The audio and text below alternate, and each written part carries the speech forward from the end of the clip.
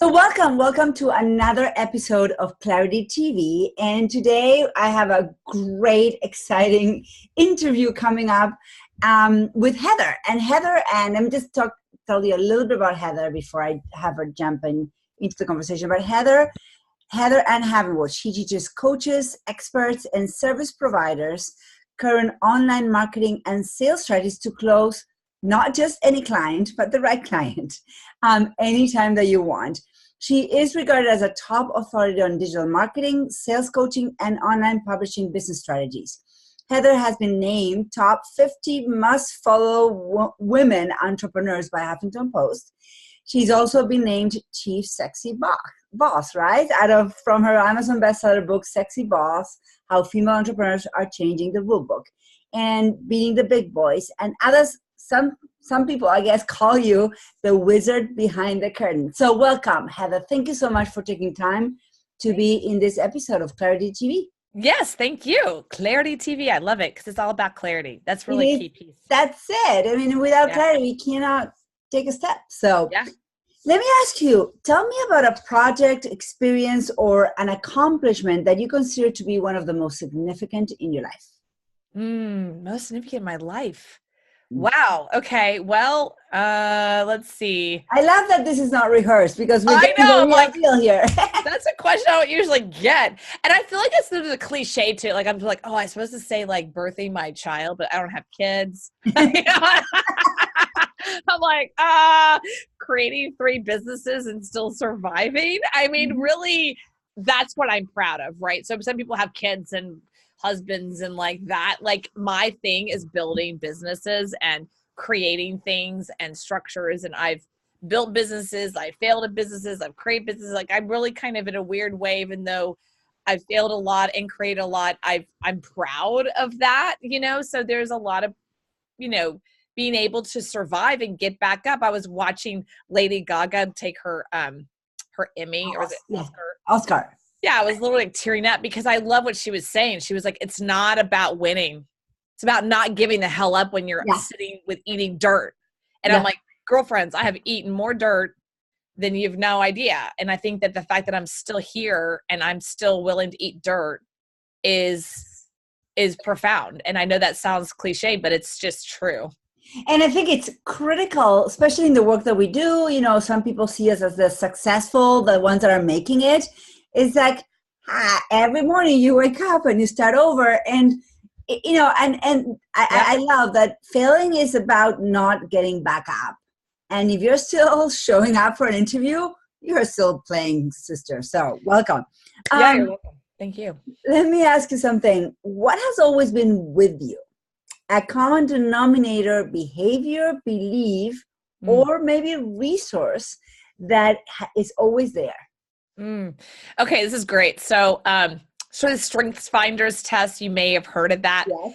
So one of my Strength Finder is commanding and demanding. You're shocked. I know everyone's like one shocked. Of your top 5. Okay, good. I like that. I'm shocked, right? Because I'm definitely a commander, but it's always been there. However, through the times of my life, even down to when I was a kid and teenage years and college years, that piece of me that's commanding leader has been thrown under the bus, told it's bad, it's not good, you shouldn't be that way, because I grew up in a Southern household where girls were good and sweet and loving and sweet and, and being a command and a leader wasn't okay.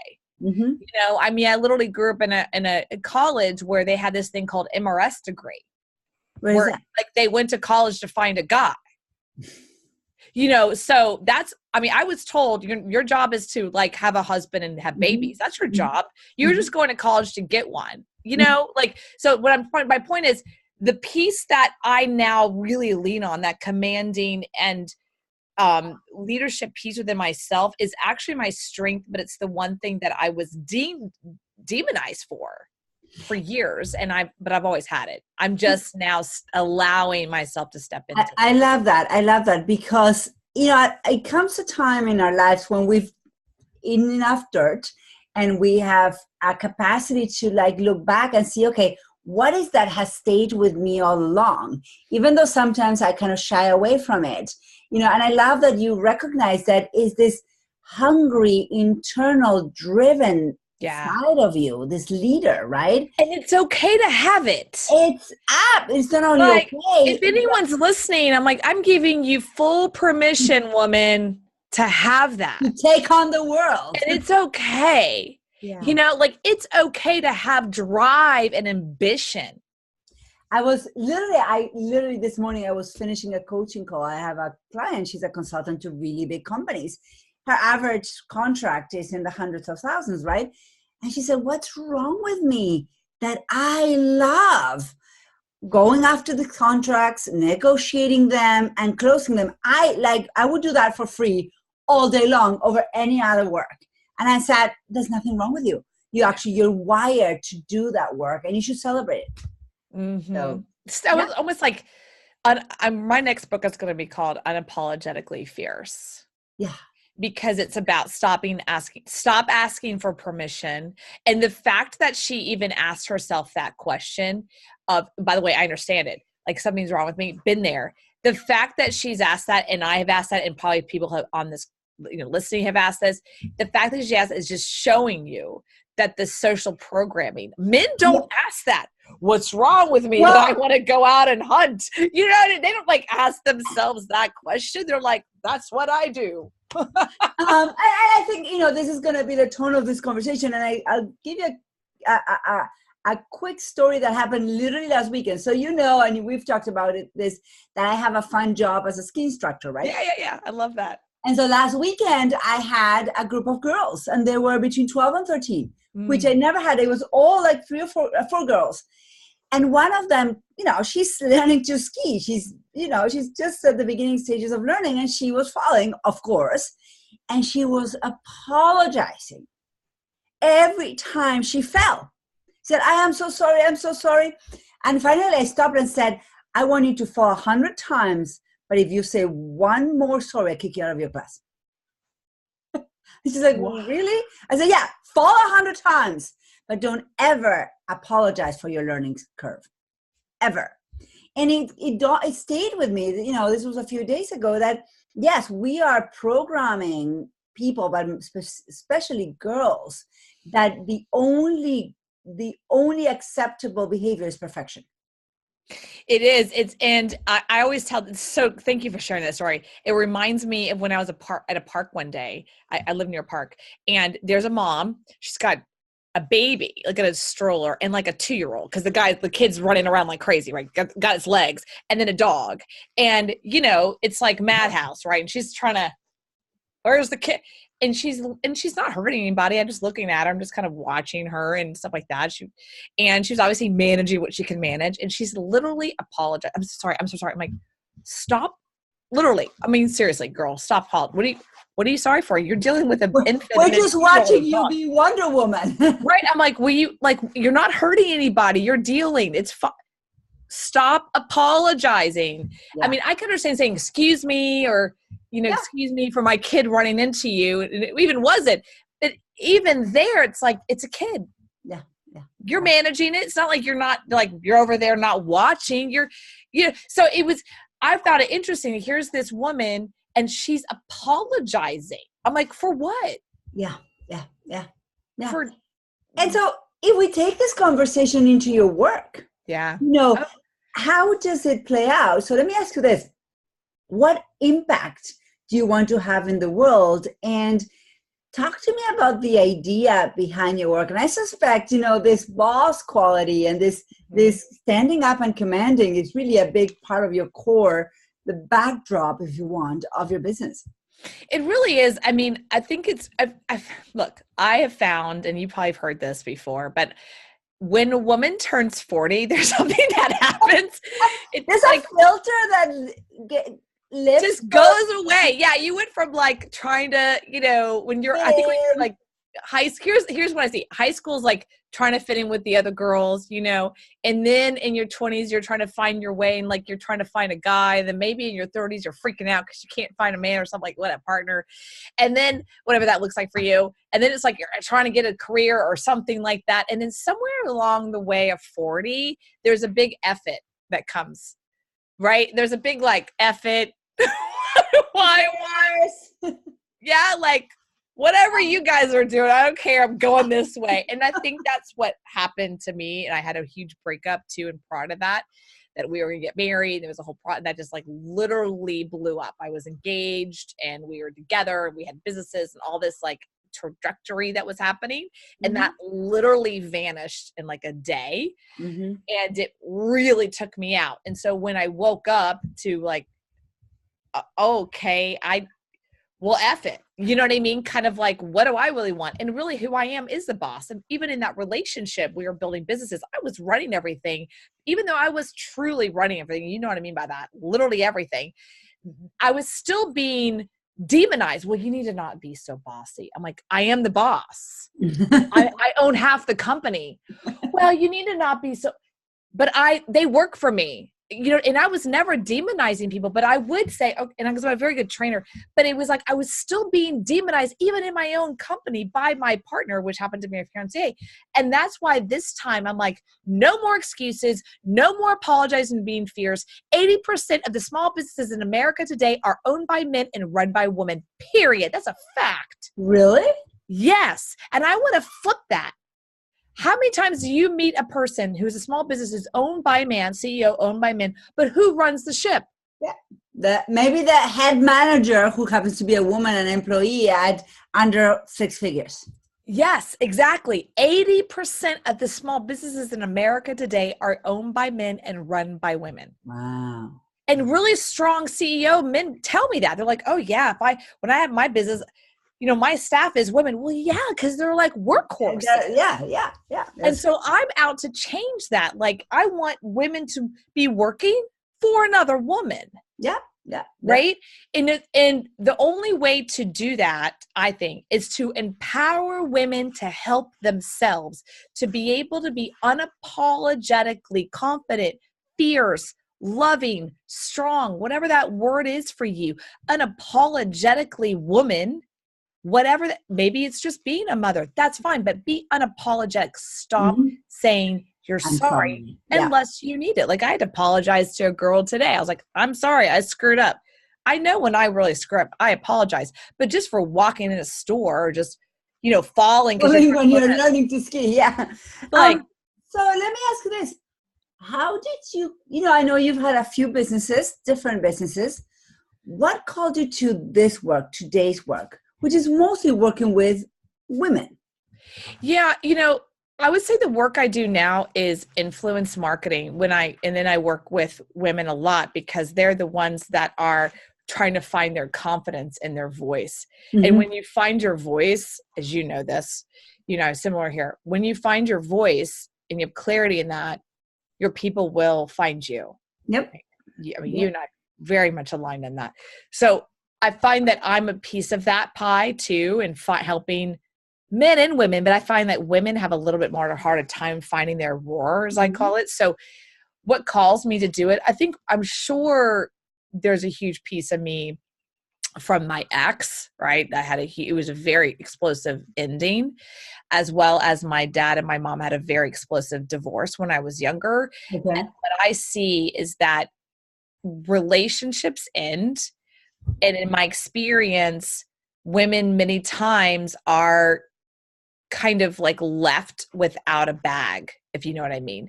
They're left without a business. They're left without financial support because they're so great at supporting other men or people or whatever. And so I feel like there's a calling for me to call out to women, say, that time's over.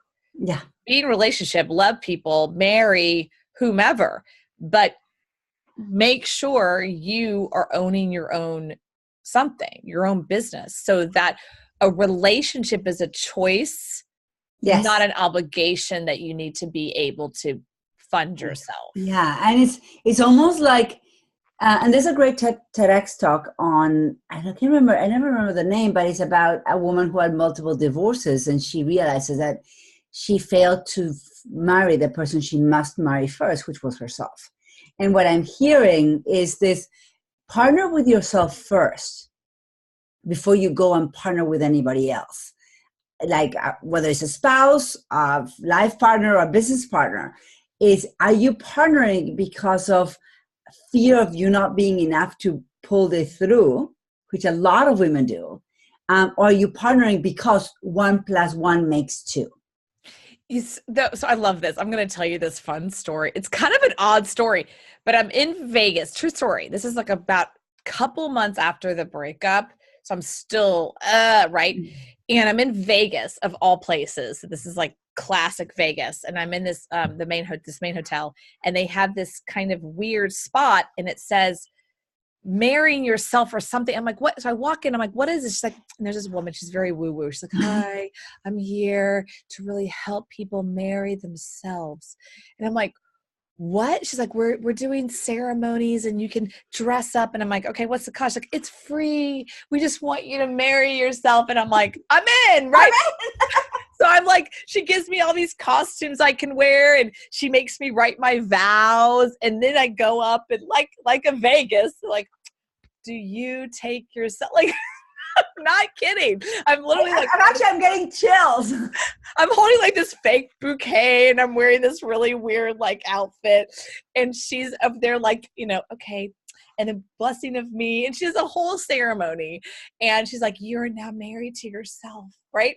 And I thought, oh my God, that's actually really cool. It was kind of weird. Well, but it's the concept of we make ourselves whole first. Yeah. If we are not whole, nobody or nothing else will ever make us whole. It's true. And even though it was in Vegas and it was funny, I really did get moved by it. Yeah. It was like, I've never thought about marrying me.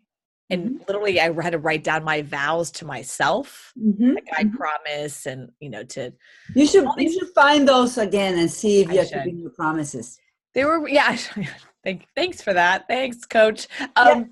It was very significant, and I never look at it again, but it was very I did marry myself that day. Yeah.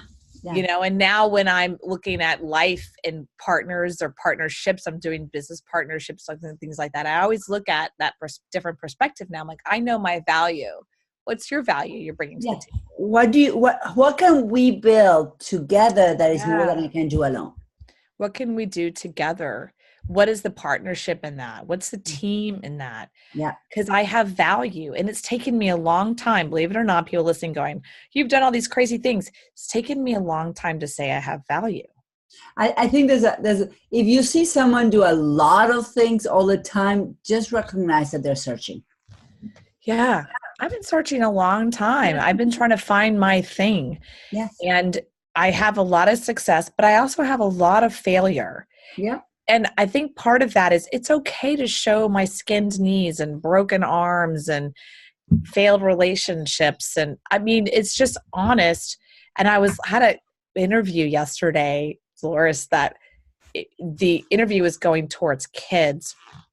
And he said, if someone wants to be like you, what path to follow? And I'm like, well, number one, there is no path. I can't. My path has just literally been this crazy horse, like many. Yeah. But I said, number two, I don't think I want to tell people they need to be like me. Who I am as an entrepreneur, second. Who I am as a woman, first, and as an entrepreneur, second. And I think it's on a journey. I can't really tell you there's a career path. So, and I tell women that all the time. It's like, it's a path. And I think what I'm hearing is that it comes a time when you stop looking for the answers to your questions outside of yourself. Yeah. Oh. And it's like this called stop hiring or buying another program. Just stop and look at what you have and trust your gut. And if you want to find support, of course, I mean, that's what I do. That's what you do. Yeah, but support. I'm more and more being very careful in my interviewing of my prospect leads, and I'm looking for, am I another band-aid to the noise in their hearts, or are they really ready to do the work? Yeah, that's a good question. I just had another conversation with another coach recently, and me working with them, there was distinction. And this is a question I asked them. I said, do you see me as broken? Yeah. Because if a coach, and any coach, consultant, sees the client as broken, it's actually in the ICF, in the Coaching Federation, there's a premise from where we stand, and you must see it's a saying, I always forget the right words, but it's like, you must see your client as creative, resourceful, and whole. If you don't hold your client as creative, resourceful, and whole, then you must not take them on as a client. That's just a rule of ethics. There's a lot of truth to that. And if you look at our society, that's in the face of society, because I just went to, I had an MRI this morning, and that's why I was a little late, but, and you go into the medical field, and there's an automatic when you walk into any kind of situations, like you're broken. You're a patient. Right. There's automatic. And then I'm dealing with lawyers and dealing with lawsuits and all kinds of stuff in the background because there's a wreck, and lawyers have the same view. You're broken. Something's wrong with you. I got to fix it. So there's a whole world called something's wrong with you. You have to fix, I have to fix you. And I have the solution. I have the solution. So it's no wonder that we walk around going, I'm broken. I need to be fixed. Right. Yeah. And so, in the coaching world and in the coaching that I practice is that, how can I help you? I'm going to, stupid metaphor, but squeeze more lemon out of you. Meaning, and that doesn't sound that good, but what I mean is that how can you become more than you ever dreamt of from where you are without changing an iota, just evolving and transforming, or maybe simply rearranging your internal furniture. I love that. Now that's different. That's like not fixing. It's like, how can I take you to the next level of things that you can't see because you're in the forest, And that's why there is, and you nail in the head, there is no one path. I mean, if you're buying a program to follow this protocol, that protocol of growing your business, you will fail, because there's some parts that you are willing to do because you're wired for that. And then there's some parts that you will completely repel. And if you have a coach at your side, what that coach's job is to say, look at all the puzzle pieces that you have. How can we build your unique business model with your unique puzzle pieces? And there is a model for everybody. Their own model. Very. So let me ask you a quick question. We can talk all day. I know we can, right? What are you most excited about this coming year for you? So I have just developed, it's something I've been doing, but I didn't put a name to it. And I call it the IDOM. So what that IDOM, kind of like a dominatrix thing going on there. Ooh. It's I'll tell you a story about that after we finish. Okay, like in the green room, we'll talk about the dominatrix. I think every woman has their own inner dominatrix. They're just gotta let it out. It's called the IDOM, and what it stands for is influence, domination, master map, empire. My point is like, how do you become from an expert to an influencer? You know, I talked about this. Yep. You work with people that want to be on TEDx, and I've talked about this. It's like, I don't really have like this calling that has to be on TEDx. I mean, that'd be great, but it's not like this calling. I'd rather really focus on how do I influence an industry. Look at Oprah. She's an influencer. There's a lot of people out there that are influencing an industry. And I just got back from Traffic and Conversion Summit recently. Yep. And they literally had an influence ballroom this year. And they had all these big time speakers all of a sudden talking about it. And I was there last year, and there wasn't one talk on influence last year. Wow. It was like at least 5, if not more, right? So I was like, okay, there's something here, but there is a distinction of what expertise. So versus influence. And so that's what I'm teaching now. That's what I'm focused on for 2019, is really having this conversation with people of like, what actually is influence? How do brands should interact with influencers? How to create yourself as an influencer? How to know what that looks like? What's the business of being an influencer? There's all these conversations that I'm having right now. I love that. Yeah, and I have a few projects on that, so we should definitely talk. So let me ask you one last question. Sure. We are building the Clarity TV library. Yeah. So what book must we read? Oh, wow. Okay, so there's 2 books I'm going to say. So my favorite book of all times is Florence Scovel Shinn, The Game of Life and How to Play It. That's like a baseline for me. Okay. It's a woman who is a woo-woo woman, basically in the 30s, living in New York. And, back then, and she was living by herself and she wasn't married, she's independent. So, she's in the face of a lot of stuff back then. So she's amazing. I mean, I wish I could met her in person. Obviously, she's no longer here on this planet. The next book I just recently was introduced. You just met the author and hopefully going to be interviewing him. Wow. It's given me so much. And I just finished reading it, so I have to share it. It's called Alter Ego. Okay. By Todd Herman. And the premise is this, women. Now, I think women get this way more than men, but it gave me some permission. We all have different sides of us. You know what I mean? We have the woman who's the mom. We have the woman who's in the relationship with our man. We're the woman we're in the relationship with the bedroom. I mean, we have different facets. We can kind of move into different roles. What this book does is gives the science behind having alter egos and the understanding of how athletes and celebrities create alter egos for them to step into for their performances, and how you can do that in the business world and how to be successful. Love that. I love it. It's changed my view, because there's a piece of me, I think, that unapologetically fierce piece is like, because I have so many different facets of myself, right? We all do, who I show up as. And it kind of gave me this permission to be like, I can be this alter ego in this space, and then I can move into these roles. And it gave me permission that it's in the face of the movement called be authentic all the time. No. Well, it is authentically you in that role. It is. It's authentically another side of you. But I have different facets of that. Yeah. And so it just gave me some major permission in myself to be able to say, these are different roles I have, and they're all me. So I love that book. I love that. And it's like, the word permission came up a few times. Is this capacity to be okay. I mean, I always ask in coaching, who do you need to be to accomplish that goal?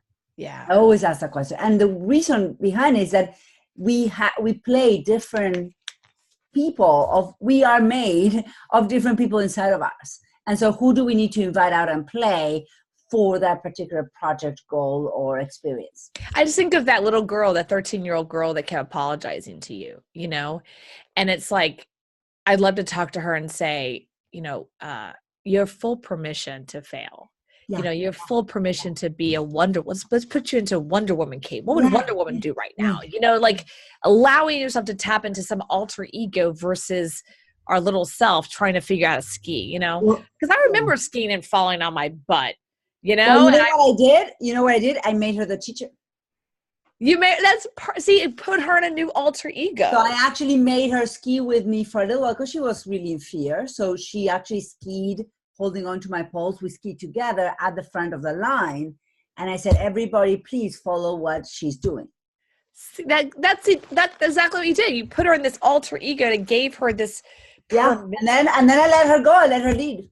And she's like, oh, I feel, and it's like, I'm the teacher. Yeah. I love that. I mean, that's exactly what this book teaches. It talks about kids and studies and the psychology of studies. And I think the reason why it gave me such great permission personally was, I think I always know we always do these different facets of ourselves, but part of it feels a little multi-personality thing going on. Yeah, of course. Right? Of course. Right. So it kind of in a weird way gave me a structure like, I have to be weird. Yeah. Like I'm not weird. Like actually this is a psychology and understanding the psychology. And it gives me this opportunity to tap into that when needed. Yeah. And showed a lot of celebrities and athletes and Olympians, how they literally turn on to a different alter ego when they step into. And they play a different movie. Right. Yeah. So let me ask you the last question. Where do people find you? HeatherHavenwood.com. That's HeatherHavenwood.com. But I'm also going to give you another website that goes to my chat bot, which is me, my messenger. That's AskHeatherAnn.com. That's AskHeatherAnn.com. What that does is it goes right to my chat bot, and you'll get a free gift there and whatnot. But you actually interact with me there and talk to me. Awesome. Well, it's going to be part of, we're going to put that information with this video anyway. But I just want to say, Heather, thank you so much for showing up as your boss today. And I look forward to, I don't know, doing stuff together in the future. Yes, absolutely. Thank you, Dolores. You're welcome.